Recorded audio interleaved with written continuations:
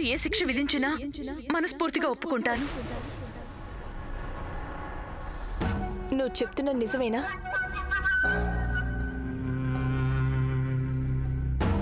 నువ్వు నీ మాటని నిలబెట్టుకోవాలి గాయత్రి.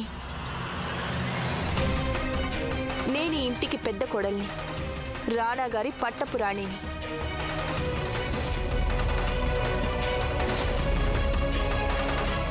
నువ్వు నాకు ఆ హోదాని, ఆ గౌరవాన్ని ఇవ్వాల్సి ఉంటుంది. మేము నిన్ను క్షమించి వదిలేస్తాం, కానీ మాదొక షరతు.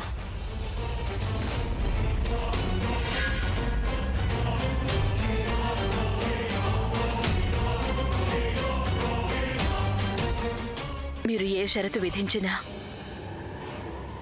దాన్ని స్వీకరించేందుకు నేను సిద్ధంగా ఉన్నాను.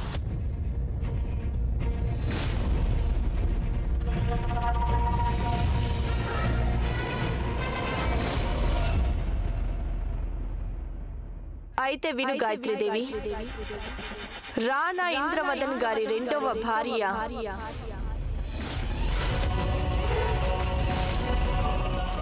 నేటి నుంచి, ఇప్పటి నుంచే మీరు మాకు, అంటే మహారాణి సులక్షణ గారికి బానిస, అంటే సేవకురాలిగా పని చేస్తుండాలి.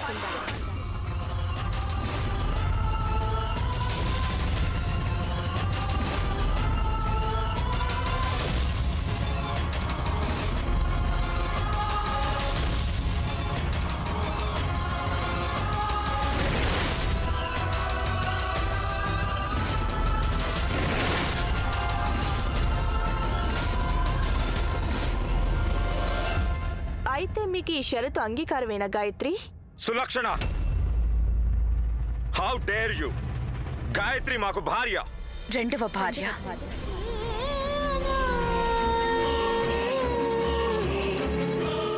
రెండవ భార్యని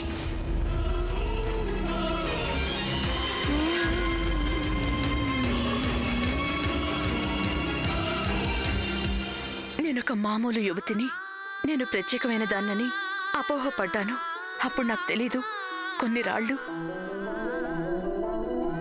ఎప్పటికీ రత్నాలుగా మారలేవని. నేను ఆమీర్కోట మనిషినే, అవును, ఎప్పటికీ ఇలాగే ఉంటాను. ఇక రాణిగారికి సేవలు చేయటం ప్రజల ధర్మం అంటారు. మీ షరతుకి నేను ఒప్పుకుంటున్నాను.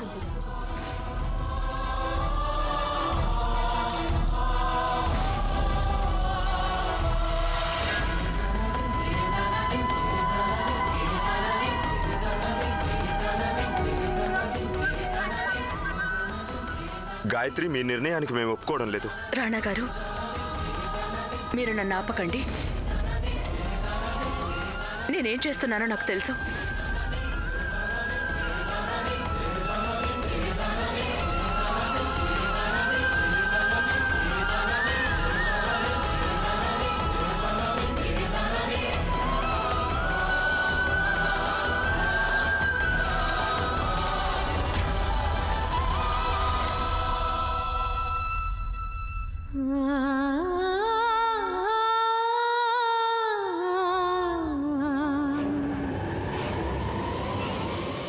మా కాలు చాలా నొప్పిగా ఉంది.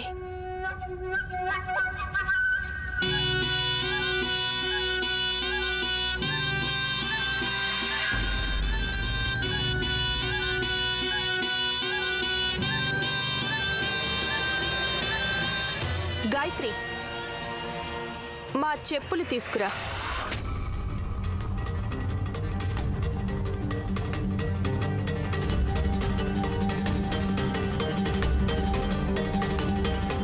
నీకు వినిపించలేదా? మా చెప్పులు అలాగే మా సామాన్లు మా గదిలోకి తీసుకురా.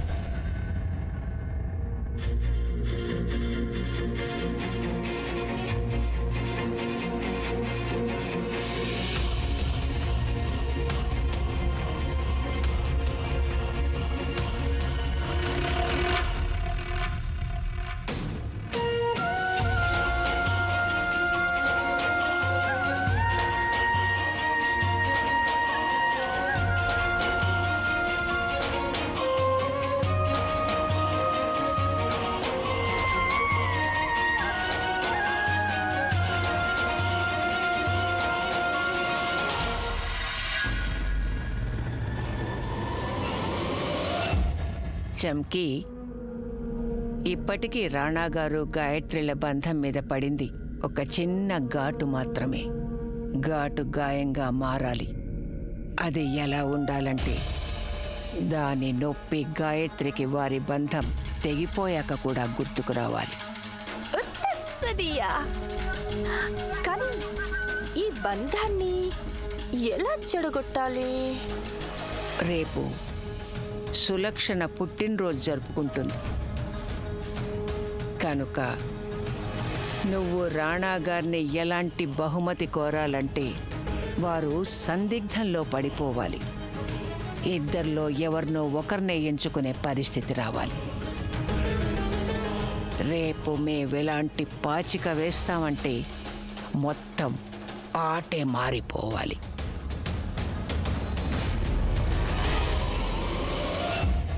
మీరు మా నిర్ణయానికి విరుద్ధంగా ఎందుకు చేశారు? మీరు చేసింది ఏది అసలు మాకు అర్థం కావడం లేదు. అది అర్థం చేసుకోవాలంటే రాణా గారు ఒక భార్యగా ఆలోచించగలగాలి. నేను చేసిన దానికి ఒక కారణం ఉంది. నేను సులక్షణ బాధని అర్థం చేసుకోగలను. మా ఇద్దరి బాధ ఒక్కటే, కానీ దాన్ని వెల్లడించే తీరే వేరు. వారు మా మూలంగా తమని తాము శిక్షించుకుంటున్నారు. అది అజ్ఞానంలోనే కావచ్చు. వారు గాయపడ్డారు. ఇప్పుడు ఆ గాయానికి మందు రాయటం నా బాధ్యత. కానీ మా రాణి గారి గౌరవాన్ని రక్షించడం మా బాధ్యత.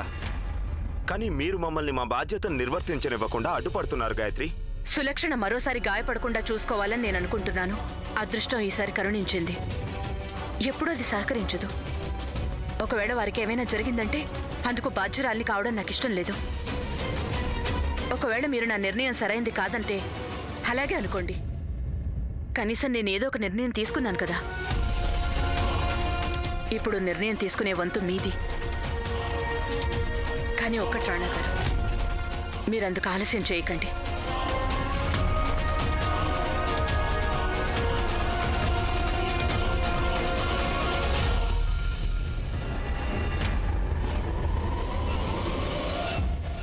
రాకుమారి స్వర్ణలేఖ ముండి పట్టు పట్టకండి. భోజనం చేయండి. మీరు భోజనం చేయకపోతే మీ ఆరోగ్యం పాడైపోతుంది. అలా మీ ఆరోగ్యం పాడైపోతే మా వంశానికి వచ్చే వారసుడు ఏమవుతాడు? మీకు తెలుసు కదా, మా వారసుడు ఆరోగ్యంగా పుట్టాలి. ఓహో మహారాజా, మీరు మరేను అంత దూరం వెళ్ళిపోయారేంటి?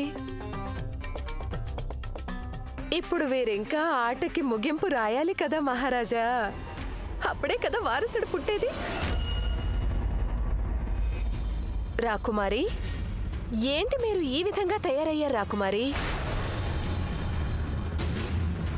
చక్కగా అలంకరించుకోండి, నవ్వండి. అప్పుడే కదా చిరుత మిమ్మల్ని ప్రేమించగలడు. ఏంటి చెప్పు, సరేనంటున్నారా మీరు? అలా సిద్ధంగా లేనంటే మిమ్మల్ని సిద్ధం చేసేందుకు మా దగ్గర మీకోసం వేరే మార్గాలున్నాయి.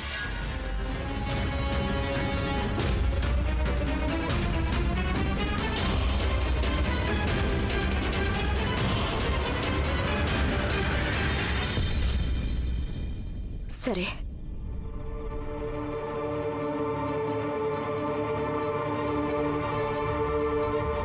మేము సిద్ధంగా ఉన్నాం.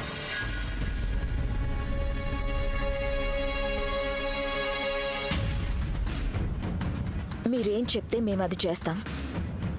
పరాయి పురుషుడితో మీకు వారసుని ఇస్తాము. మాకు మరో మార్గం లేదని బాగా తెలుసు. అయితే మాకు విషయం చెప్పండి. మీరు లోకులు అడిగితే ఏం చెప్తారు వీరి గురించి?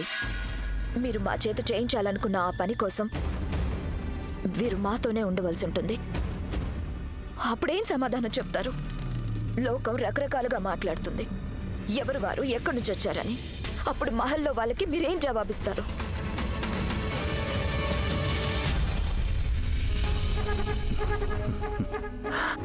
మేము అన్నింటికీ సిద్ధంగానే ఉన్నాం. మేం వీరిని మీకు ఏడీసీగా మార్చి రాజ్మహల్కి తీసుకువెళ్తాం. మీకు అత్యంత విశ్వాసపాత్రుడు. ఏడీసీ అంటే మా ఆజ్ఞలన్నిటినీ పాటించే బాధ్యత వీరిదవుతుంది. అవును రాకుమారి, అంతా తమ చిత్తం. సరే అయితే మేము సిద్ధంగా ఉన్నాం. పోతే మాకు షరతుంది. మీ షరతులన్నీ ఒప్పుకుంటాం మేము.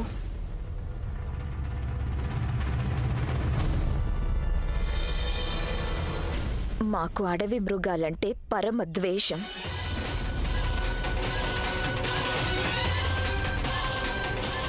వీడు మాకు మచ్చిక కావాల్సి ఉంటుంది. మా ప్రతి ఆజ్ఞని పాటించాల్సి ఉంటుంది. నేను పాటించనంటే ఏమవుద్ది? అలాగైతే మీరిక వారసుని మర్చిపోవచ్చు.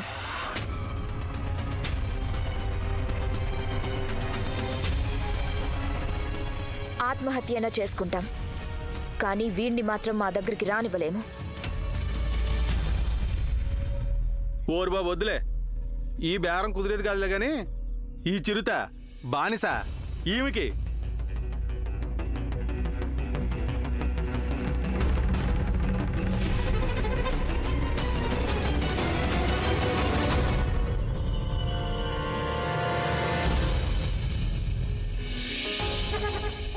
ఇదుంచు, ఇంకా ఇస్తాం. నువ్వెంత అడిగితే అంత డబ్బు ఇస్తాం. పని పూర్తి కావాలి, అంతే. సరే అయితే ఇక అయినట్టే. చూడు, వెళ్ళి మా కోసం భోజనం తీసుకురా. ఇప్పుడే. మాకు బాగా ఆకలిగా ఉంది. వెళ్ళు.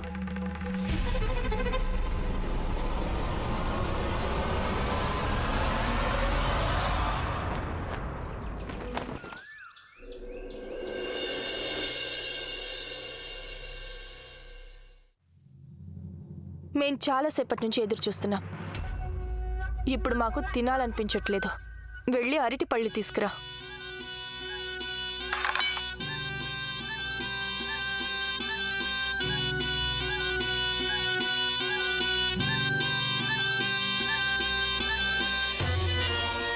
మీ పుట్టింటి వారు ఇలా తొక్కతోనే తింటారా?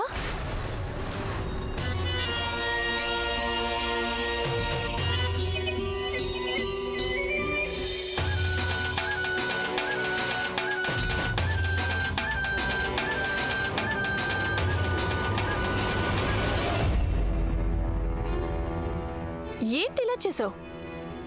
మేం మహారాణులం కనుక మేం బానిస చెయ్యి తగిలితే దాన్ని తినలేము. వెళ్ళి బయట పారేసిరా. కానీ సులక్షణ, తినే వస్తువులు అలా పారేయకూడదు. ఇప్పుడు నువ్వు మాకు మంచి చెడులు నేర్పుతున్నావా? ఇంకా నిలబడే ఉన్నామే. వెళ్ళి దాన్ని పారేసిరా. క్షమించండి.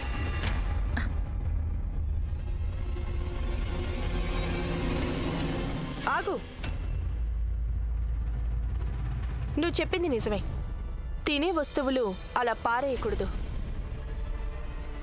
సరే, అది నువ్వే తినేసి. రాణి సులక్షణ, ఇదంతా మీరు. జన్మదిన శుభాకాంక్షలు రాణి సులక్షణ.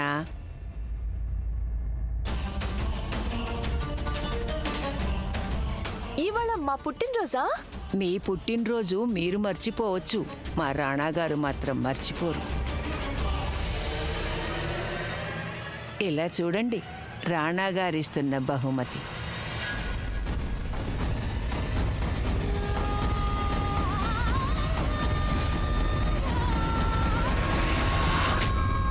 మరి బహుమతి రాణా గారిస్తున్నదే అయితే మీరెందుకు తీసుకొచ్చారు?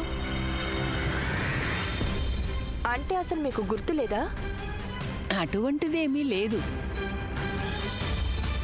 రాణాగారైతే ఈ సంవత్సరం కూడా మీ పుట్టినరోజుకి పెద్ద విందే ఇస్తున్నారు తెలుసా? వారిని మీరు ఆశ్చర్యపరచాలనుకున్నారు ఏం రాణాగారు?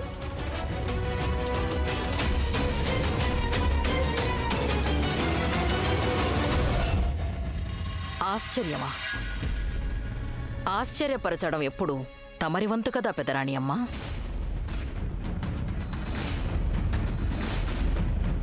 భేష్, ఈ మలి వయసులోనూ ఏం జ్ఞాపక శక్తి తమరిది?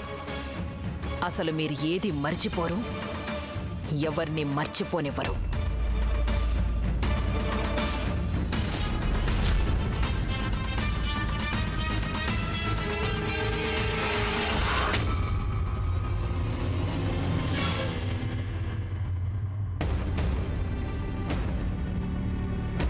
అవును పెద్ద కోడలు గారు. మరి కోడలే తన బాధ్యతలు మర్చిపోతే అత్తగారు మహల్ పగ్గాలని చేతిలోకి తీసుకోక తప్పదు కదా.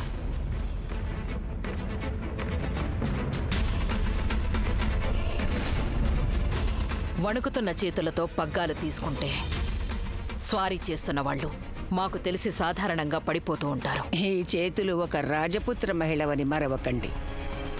చేతులు తెగిపోయినా సరే అవి కళ్యాణ్ణి మాత్రం వదలవు. మీకు తెలియనిదే ఉంది పెదరాణి అమ్మ. ఇప్పుడు మీ చేతిలో ఉండవలసింది జపమాల గాని మహల్ పగ్గాలు కానే కాదు. మా ధ్యేయం ఒక్కటే, రాణాగారి సంతోషం. రాణాగారికి సంతోషాన్నిచ్చేది వారి తొలి ప్రేమ ఒక్కటే.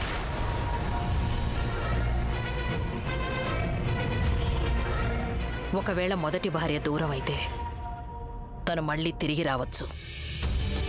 కానీ ఒకవేళ వారి తొలి ప్రేమే దూరం అయితే ఇక అది ఎప్పటికీ తిరిగి రాలేదు.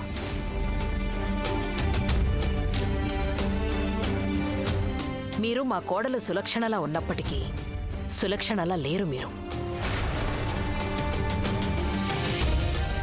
మీరు రాణి గాయత్రిని అవమానపరచి ఎంతో దిగజారిపోయారు. కానీ మా సులక్షణ ఇలాంటి పని ఖచ్చితంగా చేసుండేది కాదు.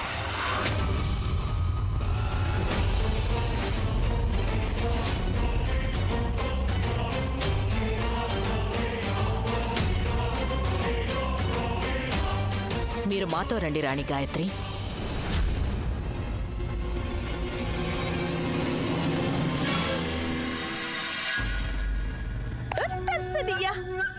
మీరే అనుకుంటే మీ కోడలు మీకంటే ఇంకా ఘాటైన మనిషిలా ఉంది. మా పెదకోడల్ని అదుపులో పెట్టడం మాకు చాలా బాగా తెలుసు. రాజమాత, రాణి సులక్షణతో మీరు ఆ విధంగా మాట్లాడకుండా ఉండాల్సింది. మళ్ళీ వారేదైనా లేదు రాణి గాయత్రి, లేదు. మీకు సులక్షణ గురించి తెలియదు. మాకు తెలుసు. వారు మాతో కలిసి ఉండేవారు. వారు మా కోడలు కదా.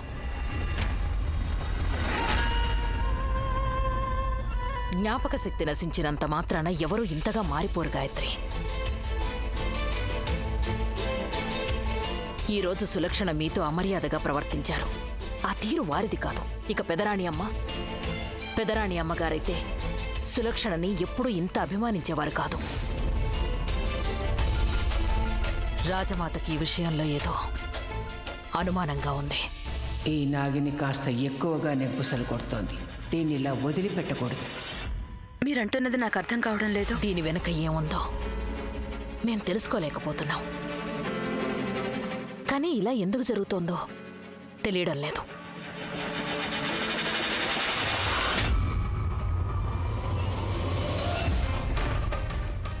ఎవరది? ఆ నల్ల ముసుగావిడ మళ్ళీ వచ్చింది. చాటుగా నిలబడి మన మాటలు విన్నట్టుంది.